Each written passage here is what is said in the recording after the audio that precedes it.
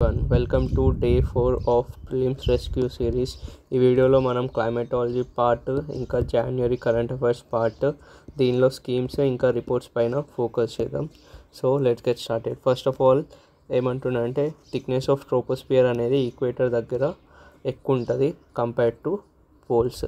First of all ఈ troposphere అంటే ఏంటంటే this is one of the layer of atmosphere. ఇది ఇంకా ఫస్ట్ లేయర్ కూడా. ట్రోపోస్పియర్ అనేది అట్మాస్ఫియర్లో ఎయిర్ మాసెస్లో ఫస్ట్ లేయర్.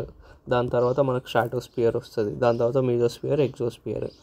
నెక్స్ట్ ఇది ట్రోపోస్పియర్ మనకి ఈక్వేటర్ దగ్గరనే ఎందుకు థిక్గా ఉంటుందంటే మనకి ఎప్పుడైతే సన్ ఇన్సోలేషన్ అనేది ఈక్వేటర్ దగ్గర ఎక్కువ పడుతుంది కంపేర్ టు పోల్స్తో కంపేర్ చేస్తే మనకి ఈక్వేటర్ దగ్గర సన్ రేస్ అనేది ఎక్కువ పడుతుంది. అప్పుడు ఏమవుతుంది, ఈ హీట్ ఏదైతే మనకు భూమిపైన ఉంటుందో అది మన పైనుండే ఎయిర్ మాస్ ఉంటుంది కదా, ఏదన్నా కూల్ అన్నా వామ్ అన్న. సో ఇక్కడ ఉండే వామ్ ఎయిర్ మొత్తం దీనికి ట్రాన్స్ఫర్ అవుతుంది. అప్పుడు ఇదేమవుతుంది, వామ్ ఎయిర్ మాస్ అవుతుంది. ఈ వామ్ ఎయిర్ మాస్ అనేది డ్యూ టు టెంపరేచర్ రైస్ అది కన్వెక్షనల్ కరెంట్ ద్వారా ఇది పైకి మూవ్ అవుతుంది అట్మాస్ఫియర్ లోపలికి. ఇంకా ఏదైతే కూల్ ఎయిర్ మాస్ ఉంటుంది కదా అదేమవుతుంది, డెన్సర్ అవుతుంది. సో అది కిందికి సెటిల్ డౌన్ అవుతుంది. సో ఈ ప్రాసెస్ ద్వారా ఏమవుతుంది అంటే ట్రోపోస్ఫియర్ దగ్గర మనకు thickest layer of the atmosphere అనేది కనిపిస్తుంది కంపేర్ టు పోల్స్. ఎందుకంటే పోల్స్ దగ్గర సన్ రేస్ అనేది ఉండదు. సో అక్కడ సన్ ఇన్సోలేషన్ పడదు, మూమెంట్ ఆఫ్ ఎయిర్ మాస్ కూడా ఉండదు అన్నమాట. నెక్స్ట్ వచ్చేసి కొరైలిస్ ఫోర్స్ ఏంటంటే ఎప్పుడైతే భూమి తిరుగుతుంది కదా ఆన్ ఇట్స్ యాక్సిస్, ఇట్లా భూమి మామూలుగా మనం ఇట్లా ఉంటుంది కదా, సో ఇట్స్ కొంచెం టిల్ట్ అయ్యి ఈ యాక్సిస్ ద్వారానే దీని చుట్టూ అది తిరుగుతుంది కదా. సో దాని ద్వారా వచ్చే ఏదైతే ఫోర్స్ ఉంటుందో దాన్ని కొరైలిస్ ఫోర్స్ అని అంటామన్నమాట. సో ఇదేంటంటే ఇది directly proportional to wind velocity. ఎప్పుడైతే మనకు విండ్ వెలాసిటీ అనేది పెరుగుతుందో అప్పుడు మనకు కొరైలిస్ ఫోర్స్ కూడా పెరుగుతుంది అనమాట. నెక్స్ట్ ఇది ఏంటంటే ఇది మనకు కొరైలిస్ ఫోర్స్ అనేది పోల్స్ దగ్గర మ్యాక్సిమం ఉంటుంది, ఇంకా ఈక్వేటర్ దగ్గర మనకు 0 అనమాట, మినిమం. సో నువ్వు కొరైలిస్ ఫోర్స్ అంటే ఇప్పుడు నువ్వు ఇక్కడ పోల్స్ దగ్గర పోయినావు అనుకో, నువ్వు కొరైలిస్ ఫోర్స్ని ఎక్కువ ఎక్స్పీరియన్స్ చేయొచ్చు.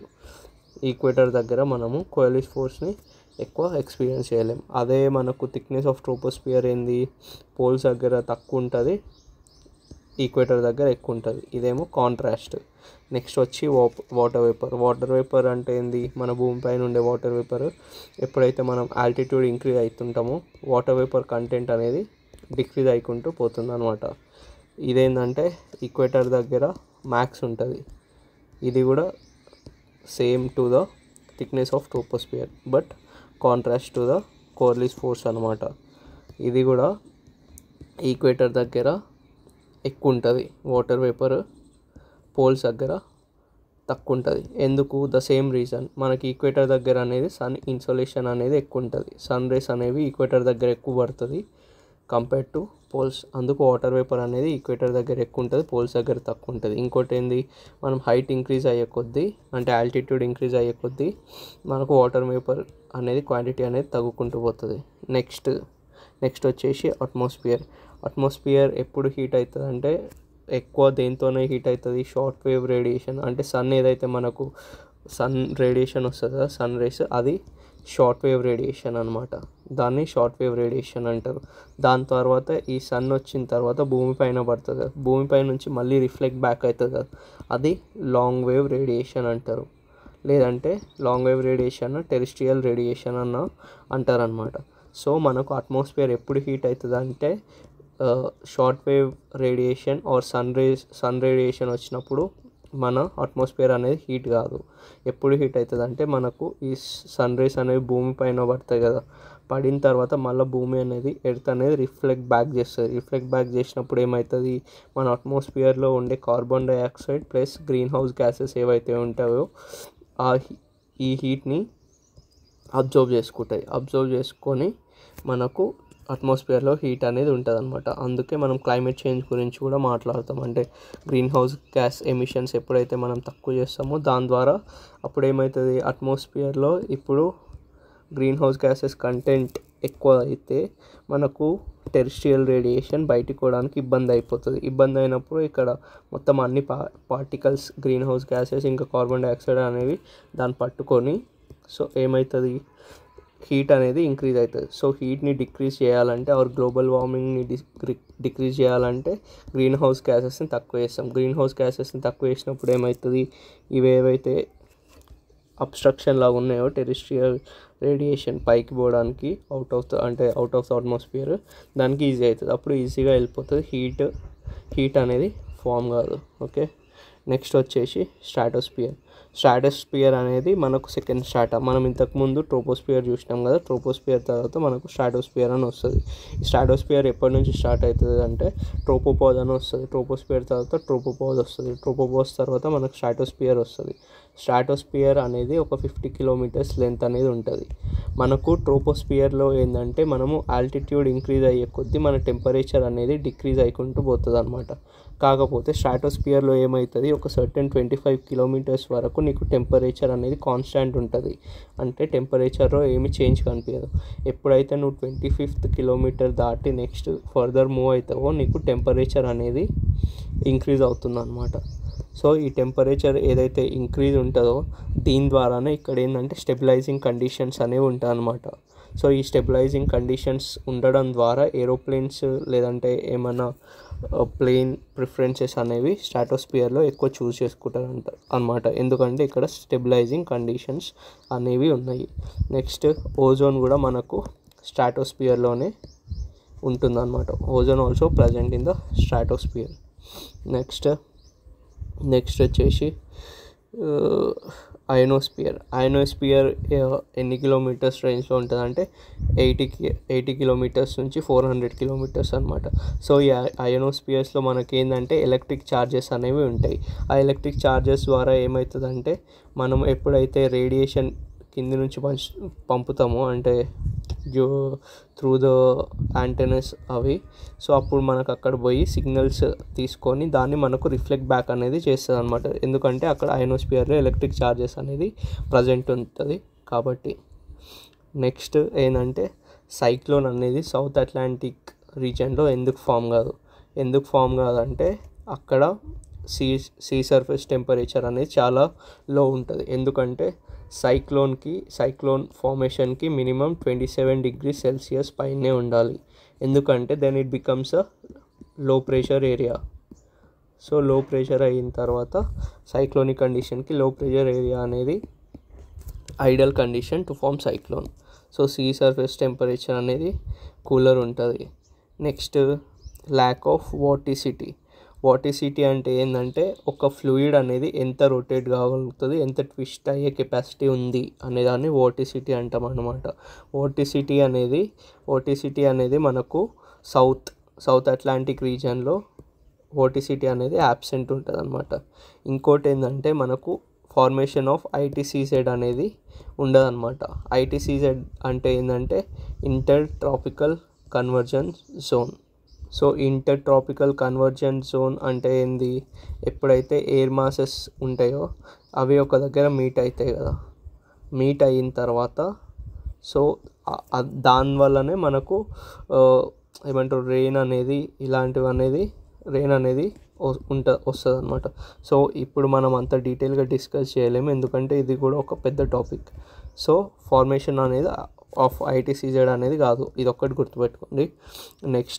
నెక్స్ట్ వచ్చేసి సైక్లోన్ ఇంతకుముందే చూసినాం మనం. లో అట్మాస్ఫిక్ ప్రెషర్లోనే మనకు సైక్లోనిక్ ఫార్మేషన్ అనేది జరుగుతుంది.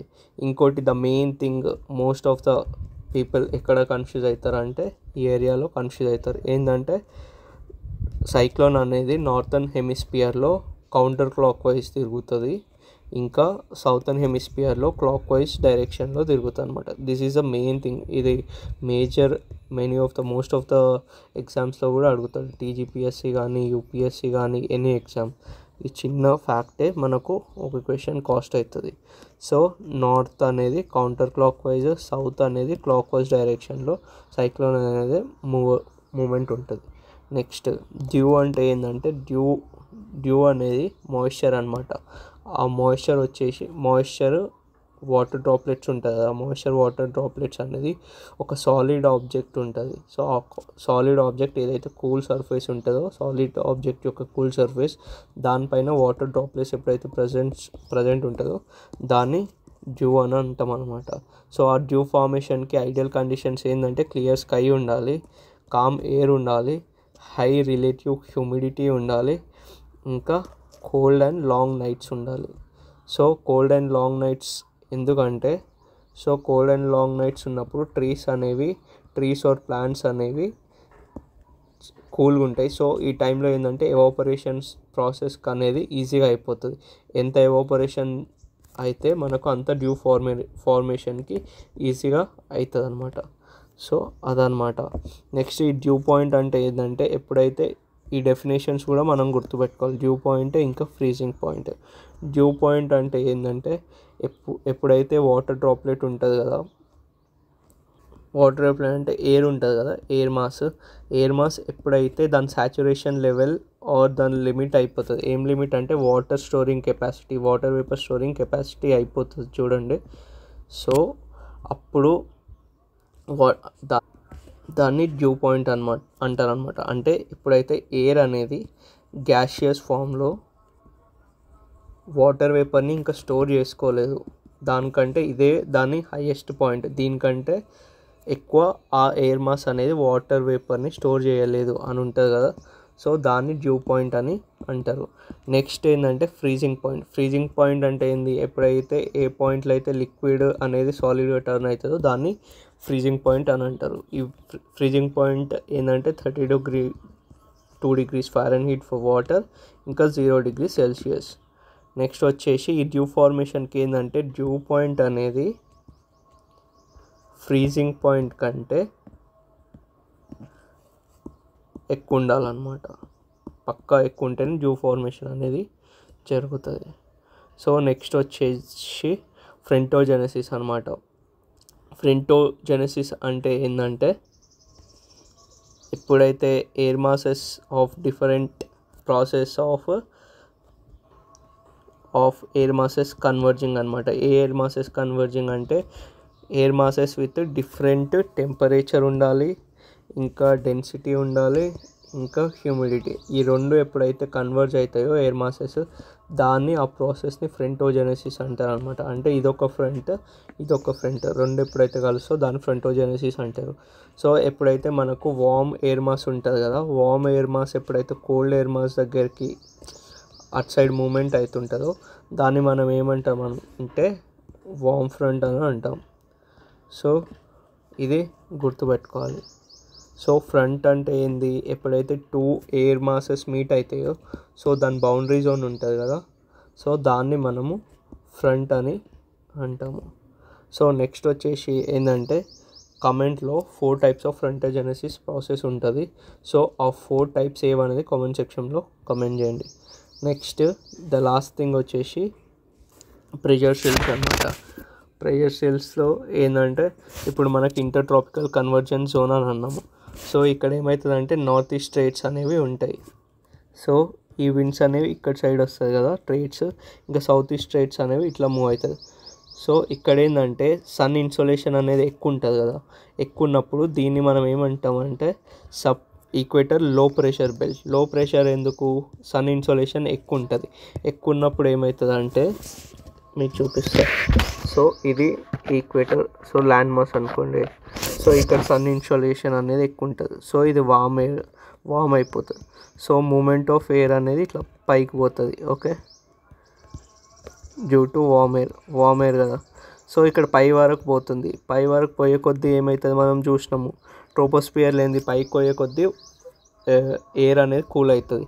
కూల్ అయ్యే కొద్దీ ఏంది మళ్ళీ కిందికి రావాలి కదా, డెన్సర్ అవుతుంది. మనం ఇంకోటి ఏమనుకున్నాం, కూల్ ఎయిర్ అనేది డెన్సర్ అయి కిందికి వస్తుంది. సో ఇప్పుడు ఏమవుతుంది, నెక్స్ట్ ఇది ఏదైతే ఉంటుందో ఇట్ సైడ్ మూవ్ అవుతుంది. Cool air due to wind ఇట్లా మూవ్ అవుతుంది. విండ్ అయిన తర్వాత విండ్ నుంచి మూవ్ అవుతుంది. మూవ్ అయిన తర్వాత నెక్స్ట్ రెయిన్ అనేది పడుతుంది కదా, అంటే వాటర్ పడుతుంది. పడ్డ తర్వాత మనకు ఇక్కడ అనేది ఎయిర్ మాస్ అనేది కన్వర్జ్ అవుతుంది. ఎక్కడ కన్వర్జ్ అవుతుంది అంటే ఎక్కడైతే హై ప్రెషర్ జోన్ ఉంటుందో అక్కడ ఇది వాటర్ పడుకుంటూ ఇక్కడ కింద పడుతుంది. సో కిందికి వస్తుంది అనమాట ఈ ఎయిర్ మాస్. ఇక్కడ ఈ ఎయిర్ మాస్ అనేది పైకి పోతుంది డ్యూ టు వామ్ అయ్యి ఈడుండే వాటర్ సెల్స్ని లేదంటే అన్నీ తీసుకొని పైకి పోతుంది. పైకి పోయిన తర్వాత ఈ మూమెంట్ అనేది ఇటు సైడ్ పోతుంది, ఇదేమో ఇటు సైడ్ పోతుంది అనుకో. సో నెక్స్ట్ ఇది ఎక్కడ సింక్ అవుతుంది అంటే హై ప్రెషర్ జోన్లో సింక్ అవుతుంది. ఈ హై ప్రెషర్ జోన్లో ఏంది ఇన్సులేషన్ అంతా ఎక్కువ ఉండదు కంపేర్ టు ఈక్వటోరియల్ లో జోన్. సో ఈ లో ప్రెషర్ ఏరియా నుంచి మనకి లో ప్రెషర్ ఏరియా ఉంది కదా, ఈ లో ప్రెషర్ ఏరియా దగ్గర ఎయిర్ అనేది పైకి పోతుంది. పైకి పోయిన తర్వాత మూమెంట్ హై ప్రెషర్ ఏరియా దగ్గర ఇది సింక్ అవుతుంది. సో అక్కడనే రెయిన్ అనేది మనకు పడుతుంది. సో ఇక్కడ హై ప్రెషర్ ఏరియా తర్వాత ఇక్కడ కిందికి వస్తుంది కదా, కిందికి వచ్చిన తర్వాత మనకి ఎయిర్ అనేది మళ్ళీ మూవ్ కావాలి కదా. మూవ్ కావాలన్నప్పుడు ఈ కింది నుంచి ఎప్పుడైతే ఇది లైట్ అవుతుంది ఇక్కడ ఈ మూమెంట్ కూడా ఉంటుంది. సో ఇక్కడ మనకు మళ్ళీ రైజ్ అవుతుంది అనమాట. ఇక్కడ మళ్ళీ లో ప్రెషర్ ఫామ్ అవుతుంది, మళ్ళీ యువతల మళ్ళీ లో ప్రెషర్ ఫామ్ అవుతుంది. ఈ లో ప్రెషర్ ఫామ్ అయినప్పుడు మళ్ళీ ఇక్కడ ఎయిర్ అనేది రైజ్ అవుతుంది నెక్స్ట్. సో ఈ ప్రాసెస్ కంటిన్యూ అవుతుంది. సో సేమ్ ప్రాసెసే ఇప్పుడు నేను వేరేలా చూపించిన అనమాట. ఇక్కడ ఇన్సులేషన్ పడుతుంది కదా, సో ఇట్లా ఎయిర్ రైజ్ అవుతుంది. సో ఇక్కడ ఎయిర్ రైజ్ అయ్యి ఇటు సైడ్ పోతుంది, ఇటు సైడ్ పోతుంది. నెక్స్ట్ మళ్ళీ హై ప్రెషర్ జోన్లో సింక్ అవుతుంది. ఎక్కడ ఏ జోన్లో sub tropical high pressure zone. So మళ్ళీ ఇక్కడ సింక్ అవుతుంది. సింక్ అయిన తర్వాత ఎయిర్ అనేది ఇట్లా మూవ్ అవుతుంది కదా, మూవ్ అయిన తర్వాత మళ్ళీ ఇక్కడ రైజ్ అవుతుంది. రైజ్ అయిన తర్వాత మళ్ళీ ఇక్కడ మూమెంట్ వస్తుంది. So it's a whole process, అంటే తిరుక్కుంటే ఉంటుంది అనమాట. ఇటు సైడ్ మూవ్ అవుతుంది, ఇటు సైడ్ మూవ్ అవుతుంది. సో మళ్ళీ ఇక్కడ వచ్చి ఇట్లా సింక్ అవుతుంది. సో ఇది మెయిన్ థింగ్ అనమాట. సో మనకి ఇక్కడ మెయిన్గా ఏం గుర్తుపెట్టుకోవాలంటే ఇక్కడ ఏదైతే ఇంటర్ ట్రాపికల్ కన్వర్జెన్స్ జోన్కి ఇంకా sub tropical high pressure zone ఉంటుంది కదా, ఈ సెల్ ఏదైతే ఉంటుందో దాన్ని హ్యాడ్లీ సెల్ అంటారు అనమాట. సో ఇక్కడ కూడా హ్యాడ్లీ సెల్లే అంటారు. Sub tropical high pressure, equatorial లో ప్రెషర్ దాన్ని హ్యాడ్లీ సెల్ అంటారు. నెక్స్ట్ సబ్ పోలార్ లో ప్రెషర్ ఇంకా సబ్ ట్రాపికల్ హై ప్రెషర్ మధ్యలో ఉండేదాన్ని ఫెరల్ సెల్ అని అంటారు. నెక్స్ట్ పోలార్ హై ప్రెషర్ ఇంకా సబ్ పోలార్ లో ప్రెషర్ దగ్గర ఏదైతే సెల్ ఉంటుందో దాన్ని పోలార్ సెల్ అని అంటారు అనమాట. సో ఈ 3 సెల్స్ అనేవి మనం గుర్తుపెట్టుకోవాలి so that we can answer in the prelims examination. Polar cell ఒకటి, ఫెరల్ సెల్ ఒకటి, హ్యాడ్లీ సెల్ ఒకటి. సో నెక్స్ట్ మనం ఏం డిస్కస్ చేద్దామంటే స్కీమ్స్లో ఏంది. ఫస్ట్ ఆఫ్ ఆల్ మనకు ప్రధాన్ మంత్రి గరీబ్ కళ్యాణ్ అన్న యోజన అని ఉంది. సో ఇది ఏ మినిస్ట్రీ కింద వస్తుందో అంటే మనకు ministry of consumer affairs, food and public distribution. ఇది ఒకటి గుర్తుపెట్టుకోవాలి. దీని ద్వారా ఏమవుతుంది అంటే 5 kg ఫుడ్ గ్రెయిన్ అయితే మనకు PHH అంటే ప్రయారిటీ హౌస్ హోల్డ్స్కి మనం 5 kg అనేది ఈ స్కీమ్ ద్వారా గవర్నమెంట్ అనేది ప్రజలకు ఇస్తుంది. నెక్స్ట్ 35 kg ఫుడ్ గ్రెయిన్స్ అనేది అంత్యోదయ అన్న యోజన కింద ఎవరైతే టార్గెటెడ్ పూర్ ఉంటారో, ఎవరైతే మరీ పూర్ ఉంటారో వాళ్ళకి 35 kg ఆఫ్ ఫుడ్ గ్రెయిన్స్ అనేది అయితే గవర్నమెంట్ ఇస్తుంది అనమాట. నెక్స్ట్ వచ్చేసి సైడ్ ప్రోగ్రామ్. ఈ సైడ్ ప్రోగ్రామ్ ఏ మిషన్ కింద వస్తుంది అంటే నేషనల్ గ్రీన్ హైడ్రోజన్ మిషన్ 2023. దీని యొక్క మెయిన్ ఏమైందంటే గ్రీన్ టెక్నాలజీస్ ఏవైతే ఉంటాయో దాన్ని ప్రమోట్ చేయాలి, ఇంకా దాన్ని ఇండియాలో డిప్లాయ్మెంట్ చేయాలి. సో సైడ్ ప్రోగ్రామ్ యొక్క మెయిన్ ఉద్దేశం గ్రీన్ హైడ్రోజన్ టెక్నాలజీస్ అనమాట. నెక్స్ట్ వచ్చి మనకు భీష్మ్ అనమాట. భీష్మ్ అంటే Bharat health initiative for Sahyog, Hita and Maitri. ఇదేంటంటే మొబైల్ హాస్పిటల్స్ అనమాట. సో మొబైల్ హాస్పిటల్స్ అంటే మనం ఎక్కడ పోయినా దాన్ని ఇన్స్టాంట్గా ఆ మొబైల్ హాస్పిటల్స్ని 120 minutesలో ఎస్టాబ్లిష్ చేయొచ్చు అనమాట. సో దీన్ని ఆరోగ్య మైత్రి DMQ భీష్మ్ అని కూడా అంటారు అనమాట. ఇంకోటి ఏంది, దీనిలో AI టెక్నాలజీ ఇంకా RFID టెక్నాలజీస్ కూడా ఇంక్లూడ్ చేసినారు. ఓకే, నెక్స్ట్ వచ్చి మనకు India's multi dimensional poverty index ఏదైతే ఉంటుందో దానిలో ఇండికేటర్స్లో మనకు హెల్త్ని, ఎడ్యుకేషన్స్ని, స్టాండర్డ్ ఆఫ్ లివింగ్ని 1/3 ఈచ్ కన్సిడర్ చేస్తారనమాట. ఆ 1/3 ఈచ్లో మనకు హెల్త్లో న్యూట్రిషన్ వస్తుంది, ఇంకా child, adolescent and mortality rate అనేది వస్తుంది, ఇంకా మెటర్నల్ హెల్త్ కూడా కన్సిడర్ చేస్తారు. సో మెటర్నల్ హెల్త్ అనేది 1/12 పార్టే, బట్ న్యూట్రిషన్కి 1/6 weight ఇచ్చినారు. Education next years of schooling consider చేసారు, అంటే ఎన్ని ఇయర్స్ ఒక పిల్లవాడు స్కూలింగ్ అనేది చేసిండు. నెక్స్ట్ స్కూల్ అటెండెన్స్ ఎట్లుంది అది కూడా కన్సిడర్ చేసారు. నెక్స్ట్ స్టాండర్డ్ ఆఫ్ లివింగ్లో మనకు 7 కన్సిడర్ చేసిండు. దానిలో ఏంది కుకింగ్ ఫ్యూయల్ కూడా కన్సిడర్ చేసిండ్రు, sanitation, drinking water, housing, electricity, assets, bank account. So ఇవన్నీ కన్సిడర్ చేసారు అనమాట. సో ఇవన్నీ ఫ్యాక్చువల్ థింగ్స్ కాబట్టి దీన్ని మనం గుర్తుపెట్టుకోవడానికి ట్రై చేయాలి. సో ఇదన్నమాట మన day 4 of prelims rescue series. ఈ వీడియో మీకు నచ్చినట్టయితే సబ్స్క్రైబ్ చేయండి. ఇంకేమైనా డౌట్స్ ఉండి లేదంటే నేను ఎక్కడైనా ఇంప్రూవ్ చేసుకోవాలంటే అది కూడా కామెంట్ సెక్షన్లో నాకు చెప్పండి. So bye everyone.